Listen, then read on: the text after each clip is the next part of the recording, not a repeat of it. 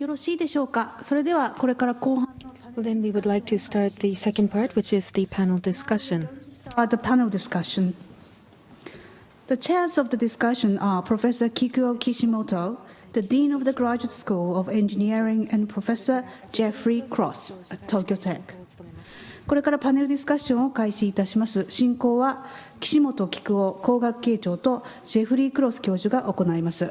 岸本先生、クロス先生、よろしくお願いいたします。はい、どうもありがとうございます。Thank you very much, and good afternoon. 岸本 Dean of School of Engineering. I'm going to chair this session with Jeffrey Cross, sitting beside me. And this session is divided into two parts. First part, we are going to discuss with speakers in the previous sessions for relating to the education in the deeply. And then we invite three additional guests joined us and continue to discuss in the further. So we are going to start the first session. This session will served by the Jeffrey Cross, please. Thank you, Dean Kishimoto. My name is Jeffrey Cross. I'm a professor in the School of Engineering. And I'd like to start off our discussions first by asking our panelists, who all gave very excellent presentations on various aspects of the systems at their particular universities, to give us comments on the presentations that were made. So first I'd like to start with Chancellor Grimson. Would you please share with us your comments on the speeches by Professor Gronsky and President Mishima? Thank you, Jeff. I'm going to make my comments brief so we can get to other things. I hope what you heard was some common themes, some things that were similar across all of the presentations. And Yoshinao, I want to again congratulate you.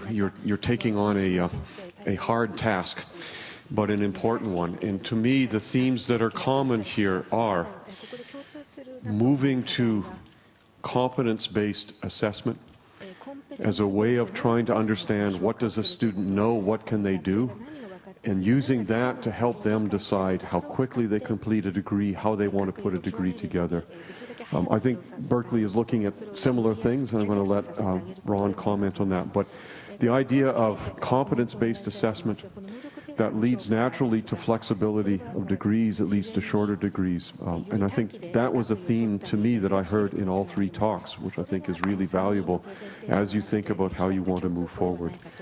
I think the second theme, again, I heard in President Mishima's presentation, is the idea that this is global, that all of our students will only be successful if they can compete on a global stage. And so thinking about how to foster that interaction, how to find ways to have, whether it's transfer credits or whether it's be able to do internships in different countries, creating that flexibility for our students, I think, is really valuable. So those were two themes I took out of what we think we heard in those earlier discussions. Thank you, Chancellor Grimson. Next, Professor Gronsky, your comments, please. Yes, thank you, Jeff. I would only echo everything that you just heard from Professor Grimson. We have assessment as a very important new word in our language of educators looking to make change. We need to know whether or not the change is working, and we have to find ways of assessing our performance, not just at the end of the class when the students fill out a single evaluation form and tell you how much they loved you at the blackboard, but rather after every presentation that you might make, there will be the need to have rapid feedback, rapid assessment. This type of feedback mechanism for all engineers is very well known. It's the path by which we know to make changes and to reevaluate as soon as possible. As you heard in online methods of delivery, this type of assessment can literally be instant by instant. It can be something that can be gauged in a very, very simple way using a number of very powerful online tools. So as we think together as a faculty, what might be the best way to advance educational reform, I hope all of us will keep in mind, as I've heard here too, and Professor Mishima's very important message that this must be done on a very tight time frame means that all of us have to pay attention to these types of assessment. Thank you. Thank you, Professor Gronsky. President Mishima? Yeah, I had pretty much the same feelings. I felt comfortable in talking because we are on the same line about the active learnings and also the competences that students should get. The most important thing is how we teach them and how we guide them for them to their own will, that they choose the courses and what they learn and what they will do after graduation in the society. So I think the students should, I hope students to have this kind of view in the future through all these trial and reforming of the education. Of course, intensive usage of distance learning is really amazing. Yeah. Okay, thank you. Thank you, President Mishima. So now what I'd like to do is move on to some of the themes that were listed on the homepage, for example, about this particular panel discussion. One particular item that is quite important, I think, and I'd like to get MIT and Berkeley's perspective on this, is the curriculum reform and development. I'd like to inquire about how this was. I imagine from time to time you have to change and revise your curriculum and get faculty, of course, participation. I think one of the reasons for doing such is, as you've already mentioned, kind of the learning outcomes for the students, as well as Chancellor Grimson mentioned, there's a greater need now for cross-disciplinary coursework. The students want to take that. They want to go out and change the world, and they need a new style of curriculum. So could you provide some insights, for example, how Tokyo Tech, or you may suggest Tokyo Tech should proceed with curriculum development and reform? You want a 2-hour answer or a 2-minute answer? The MOOC version, the short version. Yeah. Curriculum reform, as I'm sure you all know, is a hard problem. We're used to teaching the way we've always taught. It's hard to shift from doing that. But let me suggest 3 things you might consider in terms of driving how you think about curriculum reform. The first one is talk to your consumers. It's a funny thing to say, but businesses do this all the time. So let me give you a very quick example. I mentioned that MIT had introduced a communication requirement, that every student must take what we call a communication intensive course. That came about because we interviewed or did a survey of our alumni.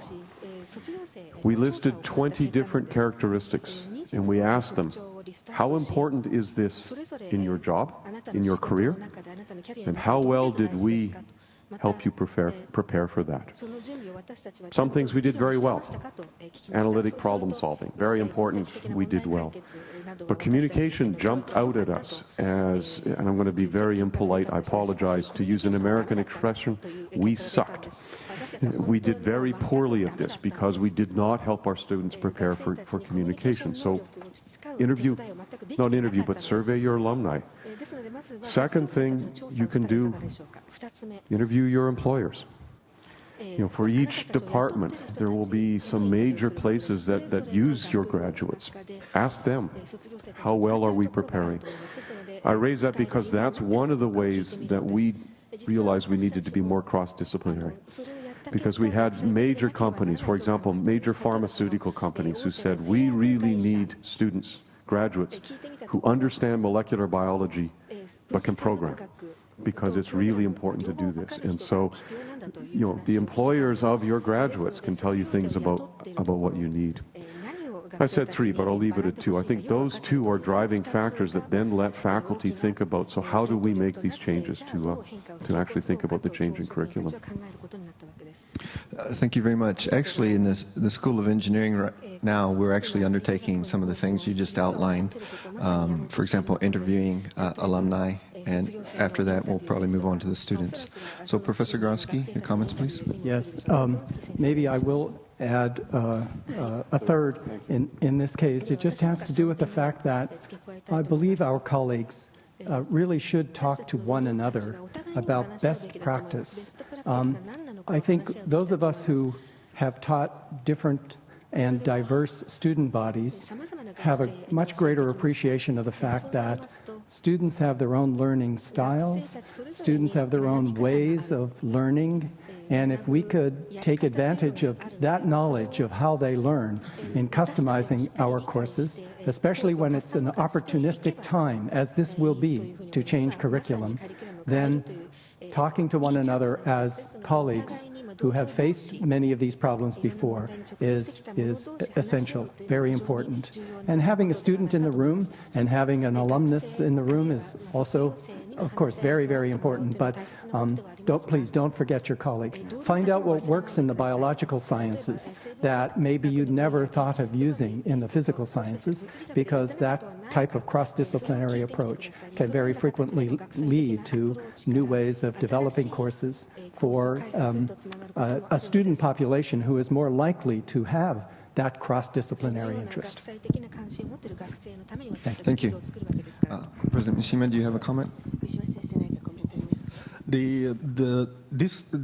At Tokyo Tech, the education reform at this time is basically how we can drive their motivation, student motivation and passion to study. And the Japanese education in the university is pretty much one way, and also the student attitude is very passive. So the main purpose for me to change the curriculum is, first of all, let the student be motivated.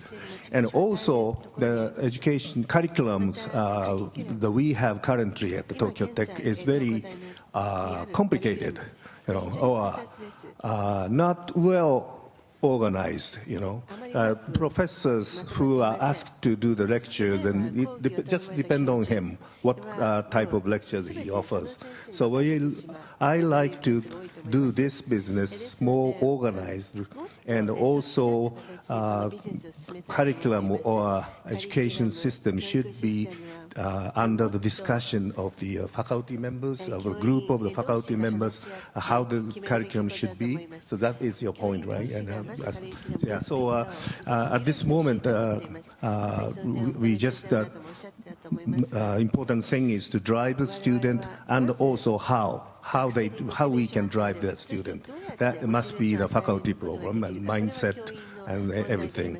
And asking for the alumni's opinion is very important, I think, but we will do work on that too. Yeah. If I could add another comment to both these points. Talking to your colleagues is a great idea. You'll learn something new. But let me tell you, just as an example, why it's important to think about what your students need. A colleague of mine pointed out, he said, you could give the best lecture of your life, and if only half the students are in the lecture hall, because the other half have chosen to do something different, it's lost. Now, maybe Japanese students, I'm sure they're much more polite than American students. But even so, I'm guessing that in some of your classes, students, they're busy, they do triage, they make choices, and it doesn't matter what you do in the lecture hall if they're not there. It is really lost. And the second thing is to acknowledge that our students, this generation of students, are different.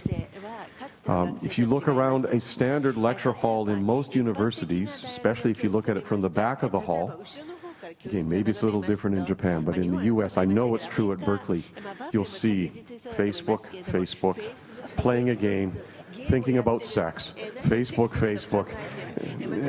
Well, I don't know about thinking about sex. I should not say that with a translator working on this. But my point is,